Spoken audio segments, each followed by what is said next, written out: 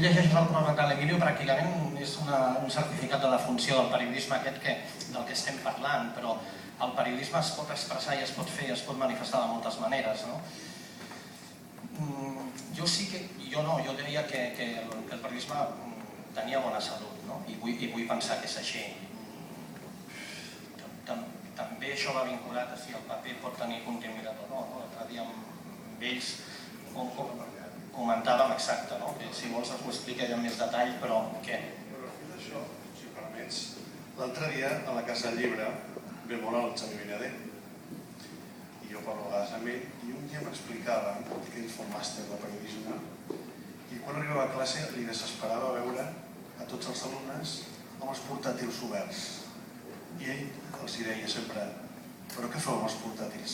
Teniu que anar a comprar el paper, el periòdic, això no es pot perdre, no teniu que anar sempre amb el portàtil, perquè a més les informacions que venen per la xarxa no sempre són totes fiables.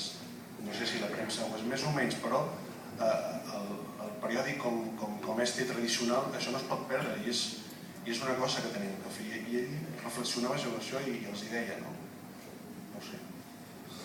Per no avorrir-vos, perquè són debats que s'eternixen. Jo la intuïció que tinc és que sempre hi haurà espai pel bon periodisme. Jo ho deixaria aquí. I tenim proves que la gent ho valora, és a dir, ho acaba de dir el Jordi sense voler-ho dir probablement, és a dir, nosaltres rebem inputs de gent en qualsevol punt del país que valora una cosa que has fet quan està ben feta. Quan no està ben feta ningú diu res. El soroll no acaba amb la reflexió, amb el pensament.